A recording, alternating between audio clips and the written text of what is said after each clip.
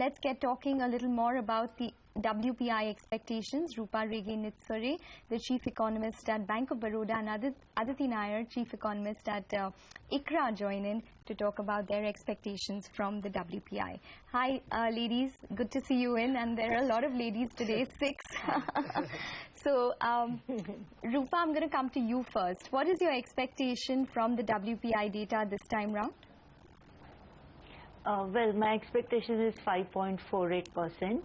I'm seeing some easing of both food and non-food article prices, but because of continuous upward adjustments in a stepwise fashion that government is making to fuel prices, there will be some uptick from last month's 5.20. But otherwise, I think it's more or less in line with the trend that we have been observing for last few months.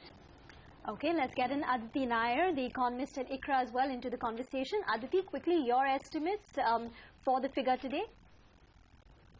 Yeah, we're looking at a slightly milder uptick to 5.4%, again coming in mainly because of the minerals and the fuel and power indices, whereas food inflation is expected to moderate downwards just as it did in the CPI. Okay. Aditi, in terms of the core inflation data, what are you expecting? Because that has been, trending above 3%. It was at around 3.4% in the previous month, and before that it was at 3.5%. What is your expectation for the core inflation this time round, and what do you think will be the key drivers for it as well? Fairly flat. I think we're looking at core inflation remaining between 3.4 to maybe 3.8% in the next few months, unless of course the rupee now starts to depreciate very sharply and crude oil prices also sustain the increase, and then that starts passing through into core inflation. As of May, I do expect it to remain pretty flat. I think the main concern with core inflation has been the very sharp upward revisions that we've seen in the last few months. So perhaps some of that trend could continue in the data for March as well, and that will also lead us to believe that the upside remains intact as far as core inflation is concerned. But at this point in time, we're certainly not expecting for core inflation to exceed 4% in the next 3 to 4 months at least. So somewhere in the range of 3.4 to maybe 3.8 or 4%, depending on how the rupee and crude oil prices pan out. Okay, Rupa, one question. Do you think it's possible that the WPI as well as the CPI inflation for the next 2 months maybe could be ignored till we get clarity on how monsoon will be affecting food inflation? So even if we actually get a positive print on WPI, perhaps for, today, we get a positive print on WPI CPI for the next 2 months, it might not be a consideration for the RBI in formulating the policy till we get clarity on how monsoon will affect food inflation. Yeah, definitely. I think the major risk to food inflation now comes from the possibility of suboptimal monsoon rains. Also the fact that government now is trying to bring about more growth supportive policies. I think in the second half we can see some inflationary side effects of that stance. So RBI has to be very cautious because they have been targeting 8% CPI-led inflation by January 2015. And definitely suboptimal monsoon rains and growth supportive policies of government, they pose upside risks to their inflation forecast. Rupa, actually, what is your inflation trajectory? Are you expecting CPI to go down below the 8% mark by March 2015 or even by January 2015? Or have all calculations gone wrong if the Iraq war persists? No, Lata, I don't expect, CPI to go below 8% in any month. Of course, next 2-3 months, we may see some positive impact coming from the favorable base effect. But as Governor has been saying, they will discount for that and they will see primarily the sequential momentum in inflationary trajectory. But by and large, I feel that... Okay, just have to hold on, Rupa. We have got the number, and it's a rather shocker of a number, coming in at 6.01. I mean, this is a heartbreak of a number. We were just discussing that the WPI may not be all that market moving, but an ugly number like this can make all the difference. We still don't have more details, but widely expected to be 5.3 now, 71 basis points higher than what the average was, is a little startling. Rupa, first thoughts? No, it's a real shocker. As you said, it's a very ugly number, and we have to see now where lies the core inflation and the manufacturer product price inflation, because I think if at all this pressure has come, it must have come from the election-led spending and its impact on consumer durables as well as consumer non-durable sales, because we have been seeing some kind of uptrending of core inflation in last few months. But of course 6.01 is way above anybody's expectations, and I would like to see the disaggregated information. Well, we do have the information which is out. We have the food articles inflation as suspected, which is coming at 9.5% versus 8.64% month on month. We have fuel and power, which is inched up all the way to 10.53% versus 8.93% month on month. And the primary articles inflation totally has inched up as well to 8.58 versus 7.06. So it seems as though food articles as well as fuel and power are the key culprits for the inflation figure to come in at that 6% mark. Aditi, your thoughts, your first thoughts? And it's a bit intriguing, isn't it, that food inflation actually showed a bit of a mellowing in the CPI numbers. They fell from, I think, 9.66 in April to around 9.4% in May. Aditi, this is a little bit of a retracing of those steps. You think this will deeply disturb the Reserve Bank? See, I think there's a couple of things that are important over here. We have seen a few months even earlier where the WPI and the CPI food inflation have moved in different directions. I think at this point in time, what's really important is that we're looking at a number which is above 9% for food inflation on both the WPI and the CPI, and this is before the monsoon, subpar monsoon has even hit. We're talking about data for May. So whether or not there is a full crystallization of the fears as far as the El Nino is concerned, I think this really is the time for the central government and all the state governments to really put in place plans, contingency plans as far as dealing with a monsoon is concerned, and also really looking at what are the supply side and the market inefficiencies that can be dealt with ASAP, whether or not we actually end up with a monsoon that's as bad as Aditi, I'm just going to interrupt you for a second because we have the core inflation data which is out, Lata, and that's a 40 basis points hike that we've seen in the core inflation data. It's come in at 3.8% versus 3.4% month on month. And more disconcerting is that the March WPI data has been revised higher by 30 basis points. It's revised higher to 6% versus 5.7% month on month as well. So that is the March WPI data that has been revised, and we haven't seen a revision of such an extent for quite a few months, if I recollect correctly. But it's definitely the core inflation which is inched up around 40 basis points, Lata, 3.8 versus 3.4. It's an all-round bad number. All components have contributed. Core has come in about 40 basis points higher. Food has come in higher.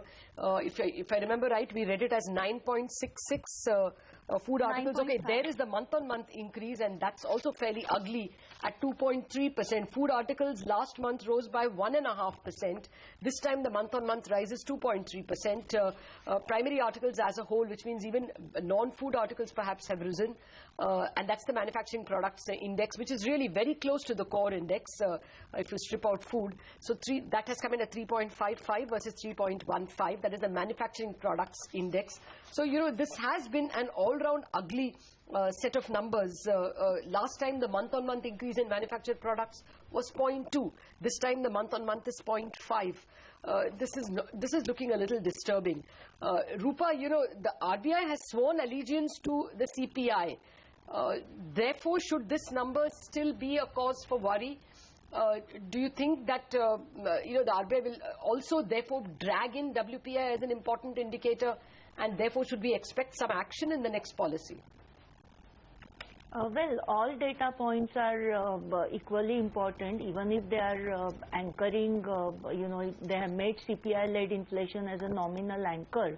Information content in WPI is also important to them, primarily because the weights of, commodities differ considerably, and we all know a major portion of CPI is contributed by food and fuel. But core inflation matters a lot from the perspective of monetary policy making, and 40 bips increase sequentially in core inflation is definitely a worrying factor for the Central Monetary Authority. So I think this data point will definitely add to their inflation worries. Well, we have seen an inch up in the bond yield as well. So from 8.62, it had gone up to 8.64. Now it's come down to 8.63, but the yield has gone up after this data came out, and there has been a reaction in the markets as well. So straight away, about 20 points got shaved off after this number came out. The Nifty was hovering at levels of 7525. Now it's almost down to that 7500 mark. And quickly then, Bank Nifty as well has seen a similar down tick reaction. Bank Nifty also down in excess of more than 1%. Well, okay, yeah, this is not looking good. Food articles rising month on month by 2.3%, and manufacturing products rising month on month by 0.5% compared to 0.2 in the month ago, that is in April, which means we are accelerating at an accelerating pace. Yeah. That's not a very positive thing at all for inflation. Aditi, now do you think all of you will go back to the drawing board in terms of the inflation trajectory? We have still not got the El Nino impact. We have still not got the Iraq war impact. So, are we now going to have a fairly serious review of your inflation trajectory? Lata, I think as we get information coming in every week on the monsoon, we're going to be revisiting what our assumptions were as far as what the overall season would look like. And I think right now the situation is pretty fluid. We don't have enough information right now to really kind of say that our worst case scenario is going to be the base case now. But, every week as we get data on how much ground has been covered or what kind of shortfalls we're looking at, we are definitely going to be going back and reassessing the trajectories. One point on the core inflation, in February it was already at 3.8 after the revision, and my guess is that this big revision that we've seen in March for the headline is probably also contributed by the core. So perhaps if we look at the May at 3.8 versus the 3.8 revised for February and perhaps a similar level for March, it's the April that would need to be revised upwards to get back into line. So maybe we're not going to end up with actually an MOM of 0.5%, but the fact of the matter is that we're getting a delayed reaction in terms of what the actual data is looking like. The point is well taken. Yeah, but you're right that you all will have to process information as it comes. Meanwhile, the rupee has taken a big knock, a pronounced knock after the numbers came in. We saw the dollar getting as expensive as 60.06 after the numbers came, now mellowing to 60.04. This will be a point of bother because the ultimate correction of all macroeconomic variables depends on the correction in inflation. Your fiscal tightening will stop only when inflation behaves itself. Your current account deficit to some extent will, the value of the rupee will have to always adjust to internal inflation as the inflation differential between India and the world continues to increase. The rupee will have to depreciate more to keep us competitive. So this is going to hurt all macroeconomic variables, not to speak of growth itself, if interest rate cuts are postponed. Anant Narayan of Standard Chartered Bank joins in. Anant, nasty jar, this one? Yeah, hi Lata. It is a bit of a party pooper. Normally the WPI data would be ignored by the market given the preponderance of the CPI data. But given it's an extreme number and coming in the wake of general nervousness in the market, given Iraq, given uncertainty on monsoon, plus you've got the budget coming up and we've got, liquidity tightening in the system because of the advance tax. So yes, it will cause some amount of nervousness and concern in the market. Expect bond yields to inch up and stay sort of on the higher side. Okay. We have the markets or the Nifty currently holding 7,500, but it is the bond yields which have hardened to 2-week highs. This was the level that it was pre-RBI policy on June 3rd. So Anant, what is your view then? Because the yield is currently at around 8.63. Do you expect further hardening? So look, a lot depends on the data as it unfolds going forward. The CPI data, let's not forget, which came out the last week, was positive. The core inflation was positive. The trajectory for CPI, which is the more important inflation metric, is still looking okay. But I guess there are a lot of imponderables in terms of how the monsoon develops, what happens in Iraq, and how long this takes to stabilize, etc. So I guess in the past, the market was probably going ahead of itself and starting to factor in rate cuts. Frankly, I think talk of rate cuts is very, very data dependent. It's just too early to talk about rate cuts right now. So I guess you might see a bit of adjustment there. Expect the 10-year bond yield to be in the 8.5 to 8.70 range. Beyond 8.70, given that credit offtake is still on the slower side, expect some support for bond prices to come in. Anand, how will the RBI read a CPI on one hand, which was a bit benign, and WPI, which turned out to be a shocker? I don't think RBI looks at point-to-point kind of numbers. I guess if you look at the trend and the way the averages sort of move over a period of time. And the RBI has also indicated that, it's going to be very cognizant of things like the base effect, etc. So we all know, for instance, that by November, we could actually see the CPI on a base case come down to maybe even below 7%. But that's not going to be enough, right? It's got to be the overall trend. So I think point-to-point single numbers are not necessarily the be-all and end-all. There's lots of data to come going forward, including how the budget pans out, what the fiscal deficit looks like, how the monsoon and the impact on inflation looks like. So I guess a lot of data dependency really for the RBI. All right. And just stay on for a minute, just updating our viewers on all the various numbers now that we have the data from the comprehensive data from the wholesale price index calculators. Food articles up by 2.3%, as I told you. The bigger culprits are vegetables, which was the culprit even last time, 6.7% higher. Potatoes up 19%, they were up 20% last time. Onions has been added. Onions was benign last month. It's now an 8.5% month-on-month increase. And along with it, fruits were also the culprit last time around. Additional burden coming in from milk, 1.3% higher month-on-month. Egg, meat and fish, proverbial protein providers, which have been a bit of a problem, that's up 3.7%. So that's a very big contributor, something which was not there last time around. We didn't have such a big entry on egg, meat and fish. Actually, they had fallen by 2% in the month of April. Now it's a jump of 3.7%. So that seems to be the single component in the foods basket, and it's a fairly heavy weightage. Milk and eggs together between them take 6% weight, so that's not a small item we are looking at. That seems to have pushed up the foods basket.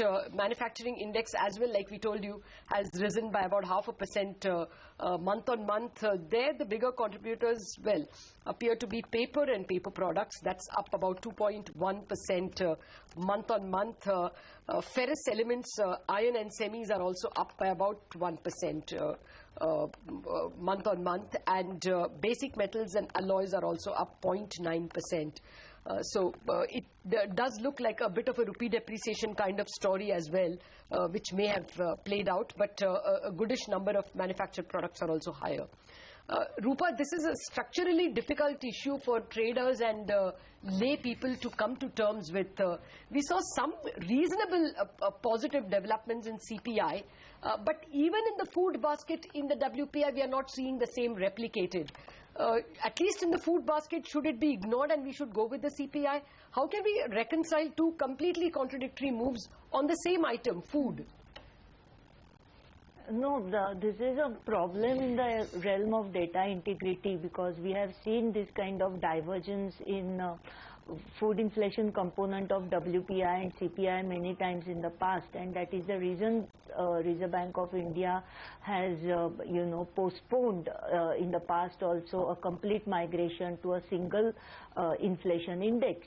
And even if now they have made that migration, they keep saying that WPI information also matters for them.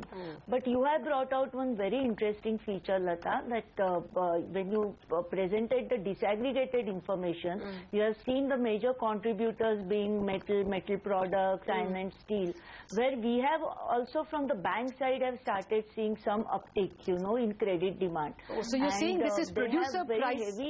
What you're saying is that producers have got pricing power now?